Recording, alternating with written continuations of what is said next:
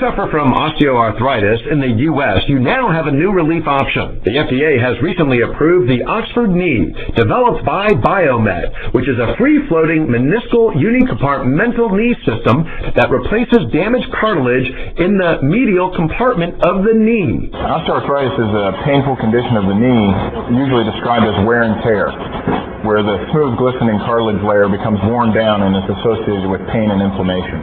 The surgical innovation in partial knee replacement works by inserting a polyethylene bearing between a highly polished cobalt chrome femur and a tibial plate made out of the same alloy. The polyethylene bearing is designed to take the shock and load of everyday walking and activity. The implant works by resurfacing the damaged medial compartment of the knee, reconstructing the ligamentous balance and the alignment of the knee, removing the arthritis and the cause of the pain and inflammation. Although the Oxford partial knee implant is the first and only in the U.S. to be FDA approved, the device has been available in Europe for over 2 decades. In fact, a 10-year study conducted in Oxford, England from the mid-80s to mid-90s found that the survival rate for the implants is extremely high. The results have still been better than 95% survivorship at 10 years. So 95 out of every implant that goes, out of every 100 implants that go in are still surviving in many of those studies.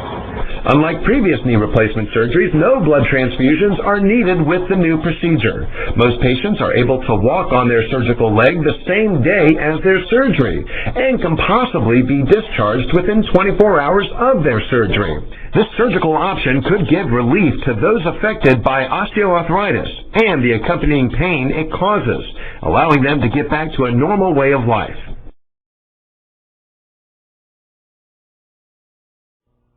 With all the debate in government these days about the ethics of stem cell research, many of the resulting breakthrough medical achievements are overlooked. Stem cell research may open a way for us to treat a number of diseases which has not been treated successfully in the past. One such discovery is pumping new life into patients that are suffering from heart failure.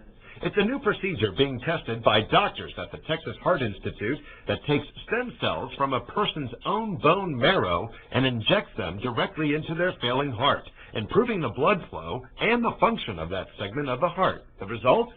Well, let's just say they're giving heart patients more than a beating chance for recovery. We do this without surgery, so we can use a catheter like a catheterization and go into the heart with a long little tube. And we had a catheter developed for this that had a needle in which we could go inside the chamber of the heart and inject cells directly into an area that we were interested in. The Texas Heart Institute is one of only 5 centers in the entire U.S. picked by the National Heart, Lung, and Blood Institute to be a stem cell center for the NHLBI and to work together to give stem cells to patients with heart and vascular disease.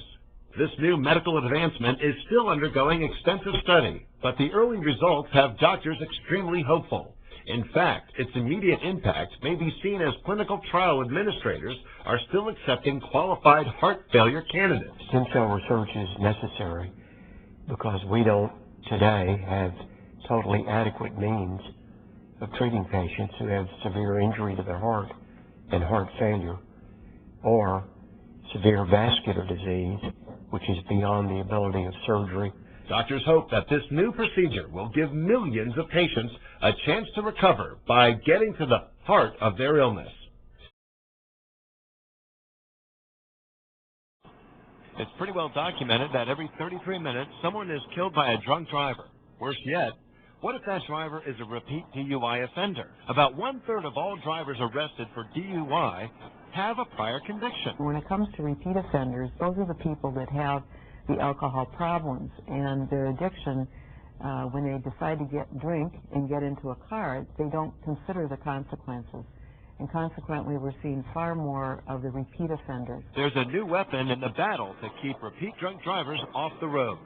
It's an improvement on the current court-ordered interlock ignition devices that make repeat DUI offenders and some first-time offenders take a breath analyzer test prior to starting their car. This new technology takes a picture of the person driving in addition to taking a breathalyzer test. This new device can also make the offender take another test randomly at any point along the route. What we've added with the new system is a digital camera that will take a picture of the user, both on the initial test and on the rolling retest, to identify the user and give us positive image verification of who was taking the test, and it also acts as a deterrent to tampering. Studies on the court-ordered interlock devices show that they reduce repeat offenses by up to 95%, potentially saving billions of dollars to the public by helping to prevent alcohol-related accidents. This new technology could be a picture-perfect way to keep our roads and highways safer.